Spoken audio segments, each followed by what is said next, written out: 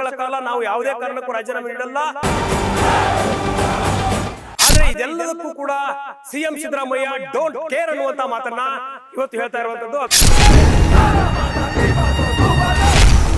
Supreme court ನ ನ್ಯಾಯಾಧೀಶರಾದಂತಹ ಕಪಿಲ್ ಸಿಬಲ್ ಮತ್ತು ಮನೋಜ್ ಸಿಂಘ್ವಿ ಅಂತ ಹಿರಿಯ ಗಣ್ಯ ವಕೀಲರ ಜೊತೆ ಚರ್ಚೆಯನ್ನು ನಡೆಸಿದ್ದಾರೆ. ಗ್ಯಾರಂಟಿ ಗ್ಯಾರಂಟಿ ಗ್ಯಾರಂಟಿ, ಇದು ಗ್ಯಾರಂಟಿ ನ್ಯೂಸ್. ಸುದ್ದಿ ಖಚಿತ, ನ್ಯಾಯ ನಿಶ್ಚಿತ.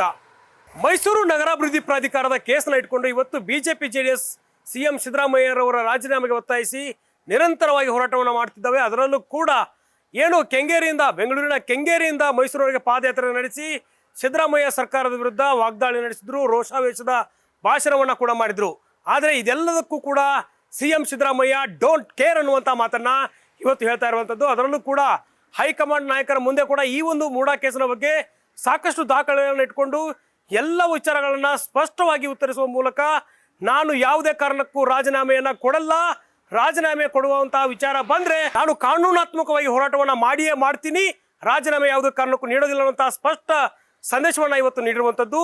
ಏನು ಬಿಜೆಪಿ ನಾಯಕರು, ಜೆಡಿಎಸ್ ನಾಯಕರು ಮೈಸೂರಿನ ಒಂದು ಪಾದಯಾತ್ರೆ ನಡೆಸಿ ಸಿದ್ದರಾಮಯ್ಯ ಮತ್ತು ಸಿದ್ದರಾಮಯ್ಯ ಫ್ಯಾಮಿಲಿಯ ವಿರುದ್ಧ ಸಾಕಷ್ಟು ಆಕ್ರೋಶಭರಿತ ಮಾತುಗಳ ಮೂಲಕ ತಮ್ಮ ಒಂದು ಸಿದ್ದರಾಮಯ್ಯನವರ ರಾಜೀನಾಮೆಯನ್ನು ಪಡೆದೇ ತೀರ್ತೀವಿ ಅನ್ನೋ ನಿಟ್ಟಿನಲ್ಲಿ ಇವತ್ತು ಹೋರಾಟವನ್ನು ಮಾಡಿದ್ದಾರೆ. ಆ ಹೋರಾಟಕ್ಕೆ ಪ್ರತಿತಂತ್ರವಾಗಿ ಸಿದ್ದರಾಮಯ್ಯನವರು ಕಾನೂನಾತ್ಮಕ ಹೋರಾಟವನ್ನು ಮಾಡಲು ಮುಂದಾಗಿದ್ದಾರೆ.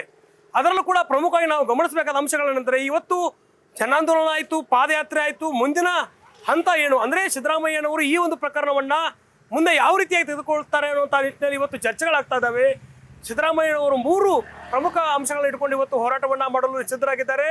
ಅದರಲ್ಲೂ ಕೂಡ ಈಗಾಗಲೇ ಏನು ರಾಜ್ಯಪಾಲರ ಒಂದು ನೋಟಿಸನ್ನು ನೀಡಿದ್ದಾರೆ, ಆ ನೋಟಿಸ್ಗೆ ಸಂಬಂಧಪಟ್ಟಂತೆ ಪ್ರಾಸಿಕ್ಯೂಷನ್ಗೆ ಏನಾದರೂ ಅನುಮತಿಯನ್ನು ಕೊಟ್ಟರೆ ಕಾನೂನಾತ್ಮಕ ಹೋರಾಟವನ್ನು ಮಾಡ್ತೀನಿ, ಅಲ್ಲದೆ ಈ ಒಂದು ವಿಚಾರದಲ್ಲಿ ರಾಜೀನಾಮೆಯನ್ನು ಕೇಳುವ ನಿಟ್ಟಿನಲ್ಲಿ ಏನಾದರೂ ಹೈಕಮಾಂಡ್ ನಾಯಕರು ರಾಜೀನಾಮೆ ಕೇಳಿದರೆ ನಾನು ಯಾವುದೇ ಕಾರಣಕ್ಕೂ ರಾಜೀನಾಮೆ ನೀಡಲ್ಲ, ಸ್ಪಷ್ಟ ಸಂದೇಶವನ್ನು ನೀಡಿದ್ದಾರೆ. ಕಾನೂನಾತ್ಮಕವಾಗಿ ಹೋರಾಟವನ್ನು ಮಾಡ್ತೀನಿ, ಅದರ ಜೊತೆಗೆ ನನ್ನ ಶಕ್ತಿ ಪ್ರದರ್ಶನ ಅಂದರೆ ಏನು, ಈ ಒಂದು ಹೋರಾಟದಲ್ಲಿ ನನ್ನ ಆಪ್ತವಲಯದಿರುವಂಥ ಸಚಿವರು, ಶಾಸಕರನ್ನೆಲ್ಲ ತೆಗೆದುಕೊಂಡು ಹೋಗಿ ಹೈಕಮಾಂಡ್ ನಾಯಕರ ಮುಂದೆ ನಿಲ್ಲಿಸುವಂಥ ಕೆಲಸವನ್ನು ಸಿದ್ದರಾಮಯ್ಯನವರು ಮಾಡಲು ಮುಂದಾಗಿದ್ದಾರೆ.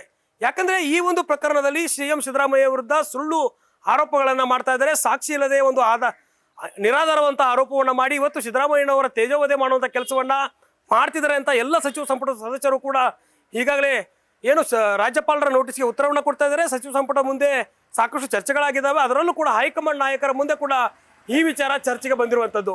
ಇನ್ನು ಕಾನೂನಾತ್ಮಕ ಹೋರಾಟ ಒಂದು ಕಡೆ ಆದರೆ ರಾಜಕೀಯ ಹೋರಾಟ ಇನ್ನೊಂದು ಕಡೆ. ಅದರ ಜೊತೆಗೆ ಏನು ಈ ಒಂದು ವಿಚಾರವನ್ನು ಇಟ್ಟುಕೊಂಡು ಈಗಾಗಲೇ ಕಾನೂನು ತಜ್ಞರ ಜೊತೆಗೆ ಸಿಎಂ ಸಿದ್ದರಾಮಯ್ಯನವರು ಸಭೆಗಳ ಮೇಲೆ ಸಭೆಗಳನ್ನು ನಡೆಸಿ ಮುಂದಿನ ಹೋರಾಟ ಯಾವ ರೀತಿಯಾಗಿರ್ಬೋದು, ಒಂದು ವೇಳೆ ಏನಾದರೂ ರಾಜ್ಯಪಾಲರು ಕಾನೂನಾತ್ಮಕ ಹೋರಾಟಕ್ಕೆ ಮುಂದಾದರೆ, ಪ್ರಾಸಿಕ್ಯೂಷನ್ಗೆ ಅನುಮತಿಯನ್ನು ನೀಡಿದರೆ ಈ ಒಂದು ವಿಚಾರವನ್ನು ಇಟ್ಕೊಂಡು ನಾವು ಕಾನೂನು ರೀತಿ ಯಾವ ರೀತಿ ಮುಂದಿನ ಹೋರಾಟವನ್ನು ಮಾಡಬೇಕು ಅನ್ನೋ ನಿಟ್ಟಿನಲ್ಲಿ ಈಗಾಗಲೇ ಸುಪ್ರೀಂ ಕೋರ್ಟ್ನ ನ್ಯಾಯಾಧೀಶರಾದಂತಹ ಕಪಿಲ್ ಸಿಬಲ್ ಮತ್ತು ಮನೋಜ್ ಸಿಂಘ್ವಿ ಅಂತ ಹಿರಿಯ ಗಣ್ಯ ವಕೀಲರ ಜೊತೆ ಚರ್ಚೆಯನ್ನು ನಡೆಸಿದ್ದಾರೆ. ಅದರ ಜೊತೆಗೆ ಇಲ್ಲಿ ರಾಜ್ಯದಲ್ಲಿ ಏನು ಮುಖ್ಯಮಂತ್ರಿಗಳ ಕಾನೂನು ಸಲಹೆಗಾರ ಇದ್ದಾರೆ ಪೊನ್ನಣ್ಣ ಅವರು, AS ಪೊನ್ನಣ್ಣ ಅವರು, ಅವರ ಮೂಲಕವೂ ಕೂಡ ಈ ಒಂದು ಹೈಕೋರ್ಟ್ ಮಟ್ಟದಲ್ಲಿ ಯಾವ ರೀತಿ ಹೋರಾಟ ಮಾಡಬೇಕು ಅನ್ನುವಂಥ ಚರ್ಚೆಗಳನ್ನು ಕೂಡ ಈಗಾಗಲೇ ಮಾಡಿರುವಂಥದ್ದು. ಒಂದು ವೇಳೆ ಈ ಒಂದು ಕಾನೂನಾತ್ಮಕ ಹೋರಾಟಕ್ಕೆ ಸಿದ್ದರಾಮಯ್ಯನವರಿಗೆ ಒಂದು ನೋಟಿಸನ್ನು ರಾಜ್ಯಪಾಲರು ಕೊಟ್ಟರೆ ಅದಕ್ಕಿಂತ ಮುಂಚಿತವಾಗಿಯೇ ರಾಜ್ಯಪಾಲರ ವಿರುದ್ಧ ರಾಷ್ಟ್ರಪತಿಗಳಿಗೆ ದೂರು ನೀಡುವ ನಿಟ್ಟಿನಲ್ಲೂ ಕೂಡ ಈಗಾಗಲೇ ಸಾಕಷ್ಟು ಚಿಂತನೆಯನ್ನು ಸಿಎಂ ಸಿದ್ದರಾಮಯ್ಯ ಮತ್ತು ಸಚಿವ ಸಂಪುಟದ ಸದಸ್ಯರು ಮಾಡಿಕೊಂಡಿದ್ದಾರೆ. ಒಂದು ವೇಳೆ ಏನಾದರೂ ಈ ವಿಚಾರ ರಾಜ್ಯಪಾಲರ ಮಟ್ಟದಲ್ಲಿ ಪ್ರಾಸಿಕ್ಯೂಷನ್ಗೆ ಅನುಮತಿಗೆ ಹೋದರೆ ರಾಷ್ಟ್ರಪತಿಗಳ ಬಳಿಗೂ ಕೂಡ ನಾವು ಹೋಗ್ತೀವಿ, ರಾಜ್ಯಪಾಲರ ವಿರುದ್ಧವೇ ಒಂದು ಕಾನೂನು ಹೋರಾಟವನ್ನು ಮಾಡುವ ನಿಟ್ಟಿನಲ್ಲೂ ಕೂಡ ಈಗಾಗಲೇ ನಿರ್ಧಾರವನ್ನು ಮಾಡಿದ್ದಾರೆ. ಒಂದು ಹಂತ ರಾಜ್ಯಪಾಲರ ಪ್ರಾಸಿಕ್ಯೂಷನ್ಗೂ ಮುಂಚೆ ರಾಷ್ಟ್ರಪತಿಗಳಿಗೆ ಏನೋ ಒಂದು ತಮ್ಮ ಮನವಿಯನ್ನು ಮಾಡಿಕೊಳ್ಳೋದು, ಅದರ ಜೊತೆಗೆ ಏನಾದರೂ ಮನವಿಯನ್ನು ಕೊಟ್ಟ ಬಳಿಕ ಕೂಡ ಯಾವುದೇ ರೀತಿಯ ಬದಲಾವಣೆ ಆಗಲಿಲ್ಲ, ರಾಜ್ಯಪಾಲರು ಸಿದ್ದರಾಮಯ್ಯ ಅವರ ವಿರುದ್ಧ ಪ್ರಾಸಿಕ್ಯೂಷನ್ಗೆ ಅನುಮತಿ ನೀಡೇ ಬಿಟ್ರೆ ಅಂದರೆ ಅದರ ವಿರುದ್ಧ ಕೂಡ ಕಾನೂನಾತ್ಮಕ ಹೋರಾಟವನ್ನು ಒಂದು ನಿಟ್ಟಿನಲ್ಲಿ ಮಾಡ್ತಾ ಇದ್ದಾರೆ.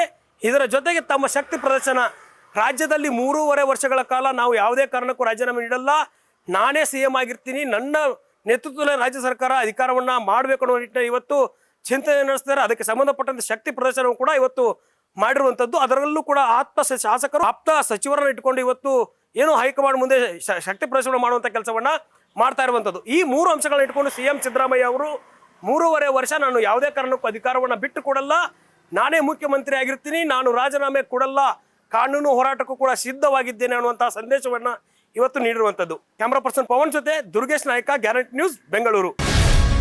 ಗ್ಯಾರಂಟಿ ನ್ಯೂಸ್, ಸುದ್ದಿ ಖಚಿತ, ನ್ಯಾಯ ನಿಶ್ಚಿತ.